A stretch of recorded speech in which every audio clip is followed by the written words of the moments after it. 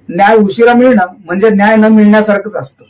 आणि जेव्हा न्याय हरतो तेव्हा समाजात जन्म घेतो संताप, आणि त्या संतापातूनच उभा राहतो विद्रोह. आज आपण चर्चा करणार आहोत अन्याय, विलंबित न्याय आणि त्यातून पेटणाऱ्या सामाजिक स्फोटाची. जेव्हा व्यक्ती किंवा समाजाला वाटतं की सिस्टम त्याच्या बाजूने उभी नाही, तेव्हा विश्वास तुटतो.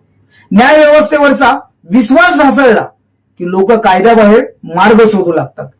इतिहास सांगतो, विद्रोह अचानक होत नाही, तो संचित वेदनेचा स्फोट असतो. विद्रोह जन्माला येत नाही, तो निर्माण केला जातो अन्यायाने. बालवयात शोषण, साथी अत्याचार, न्याय व्यवस्थेने संरक्षण देण्याचं अपयश, त्यातून निर्माण झालेली सुराची मानसिकता.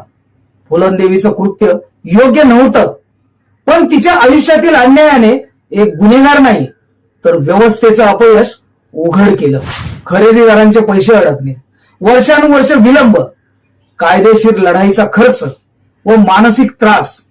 जेव्हा सामान्य माणसाचं आयुष्यभराचं स्वप्न कागदावर अडकतं तेव्हा संताप उफाळून येणं स्वाभाविक असतं. उशिरा मिळणाऱ्या न्यायाचे परिणाम, परिणामाचा प्रभाव, न्याय विलंब, संताप वाढतो, विश्वासघात, लोक कायद्यावर विश्वास गमावतात, सामाजिक तणाव, आंदोलन, संघर्ष, व्यवस्था कमकुवत, लोकशाही धोक्यात. न्यायालय उशिरा चालली तर रस्ते लवकर पेटतात. त्यासाठी उपाय काय? फास्ट ट्रॅक कोर्ट, लोकांसाठी सुलभ कायदेशीर प्रक्रिया, बिल्डर, उद्योग, प्रशासनावर कठोर कारवाई, पीडितांना तात्काळ दिलासा. वेळीच न्याय म्हणजे केवळ कायदेशीर प्रक्रिया नाही, तो सामाजिक शांततेचा पाया आहे. प्रश्न गुन्हेगारांचा नाही, प्रश्न आहे त्या व्यवस्थेचा जी पीडिताला वेळीच न्याय देऊ शकली नाही. कारण न्याय मिळाला तर विद्रोह थांबतो, न्याय हरवला तर समाज पेटतो.